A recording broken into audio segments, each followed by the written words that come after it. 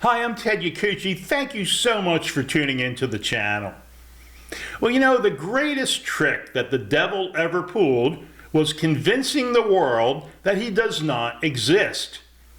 And that old expression fits perfectly two men who have been in our plain sight for almost 62 years, but yet seem to have vanished from our collective sight and memory. But these men were captured on movie film and in still photographs, so their disappearance could never truly be complete, no matter how much effort and disinformation other men used to try and get us to forget them. And if we now focus on these two men, really focus on them, forgetting any fairy tale explanations about their presence or their actions, we might just be able to go very far in proving conspiracy in the assassination of President John Kennedy. I'm speaking of the men given the names Dark Complected Man and Umbrella Man, situated just past the Stemmons Freeway sign near the area we call the Grassy Knoll, off Elm Street in Dealey Plaza, Dallas. Neither of the men were with others. Neither of the men were with family or friends or any others, or spoke to others as they waited in very prescribed locations. Dark Complected Man almost on the curb at Elm Street, and Umbrella Man about 8 feet back from the street just behind the Stemmons Freeway sign. Neither of the men acted like people excited to see and greet the president as his motorcade slowly made its way past them and on toward the triple overpass and then to the Trade Mart. Both of the men performed strange actions as President Kennedy's limo approached and then passed them. Dark Complected Man didn't wave at the president's car.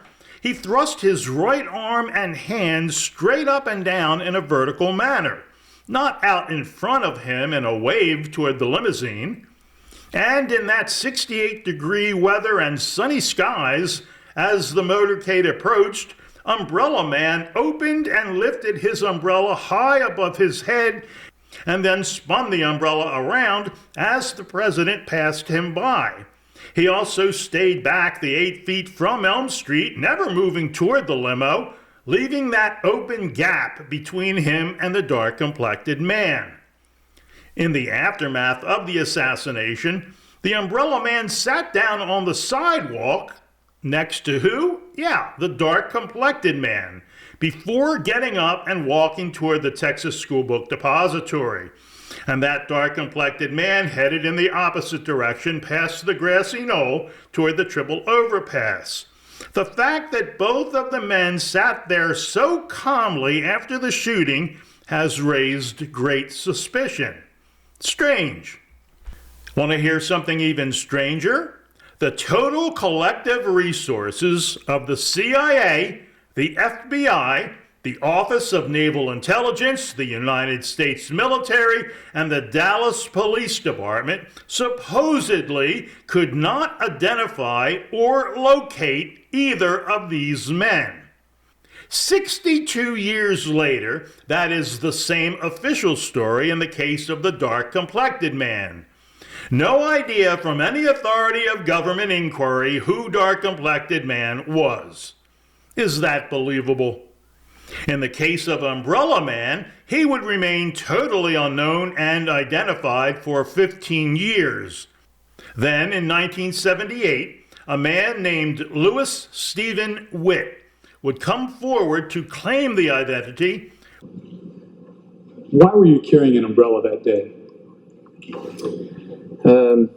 Actually, I was going to use this umbrella to heckle the president's motorcade. Mm-hmm. How had you gotten this idea? In coffee break conversation, someone had mentioned that the umbrella thing was a sore spot for the Kennedy family. Being a conservative type fellow, I sort of placed them in the liberal camp, and I was just going to kind of do a little heckling. With a story so bizarre that it defies credulity.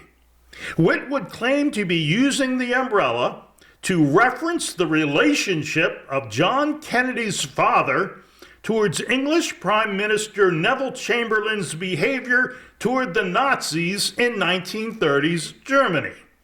Believable? Of course it's not.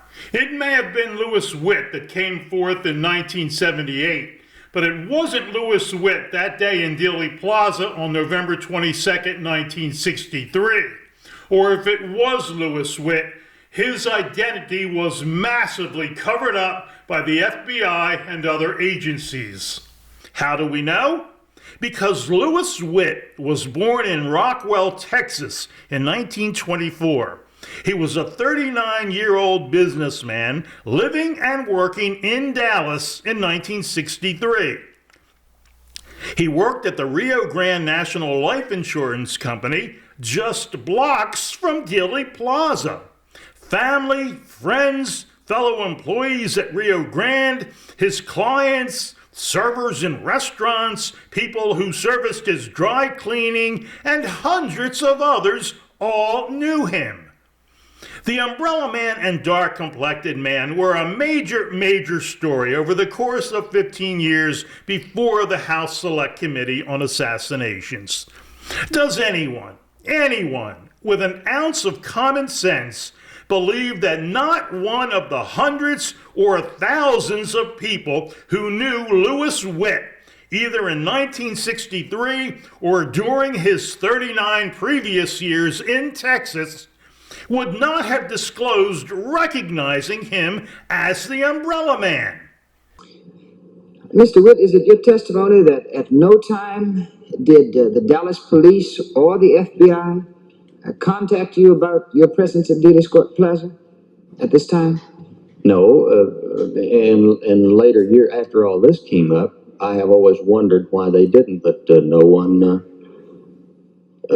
ever, so far as I know, no one ever made any attempt to find out who I was or why I was there. When did you find out that you were a subject of suspicion? That is, that the Umbrella Man was somehow involved in the assassination? When the committee sent these things to the newspapers, and it was printed in the local papers, in the Dallas paper there. So that, is it your testimony that you did not learn that somebody was concerned about the Umbrella Man until 15 years after? To 1978, you only in 78 were you aware? As far as I know, no one was concerned with me. So that explains, therefore, why you did not yourself contact the FBI or the Dallas Police Department, because you were not aware that someone with an umbrella in Dealey Plaza was an object of interest. No, as a matter of fact, I wasn't aware that I was an object of interest. As a matter of fact, I have found out since in the last few weeks that there have been countless number of books and all sorts of controversy over this thing. But I've drifted along all of these years, and I've never seen one of these books because I've never been a fan of this assassination thing. Only two possibilities exist. Either it wasn't Louis Witt in Dealey Plaza, bizarrely twirling his umbrella on November 22nd, 1963, or tons of people came forth with his identity that was immediately covered up and hidden by the FBI and other agencies because of Witt's real reason for being there, as a signalman for the shooting teams. Not convinced? Well, let's look at the actions of the Dark Complected Man and the Umbrella Man that day in Dealey Plaza. Both men show up right at the Stemmons Freeway sign at the start of the grassy knoll by themselves, with no friends or family. Both just happen to be at the location of what will be a triangulation of fire from the grassy knoll, the Texas School Book Depository, probably the Dow Tex building, and who knows where else. Both are not waving at President Kennedy and the motorcade. Instead, they both perform strange actions. Dark Complected Man thrusting his arm and finger straight up and down, Umbrella Man spinning his umbrella. Both men are in position and don't move, as would be expected as the motorcade approaches. And now let's keep going. A ton of people hear the shots from the grassy knoll and immediately head up there, including tens of police officers. Some families and other people who have heard shots whiz right by them have hit the ground and are still protecting their children.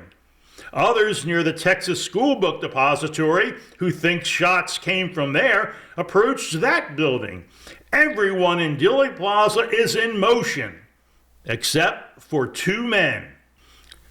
And here they are. Their response to the shots that blew open President Kennedy's head almost directly in front of them are to sit down together. Where? Right by the Stemmons Freeway sign. Why? Because that's where they were assigned to be.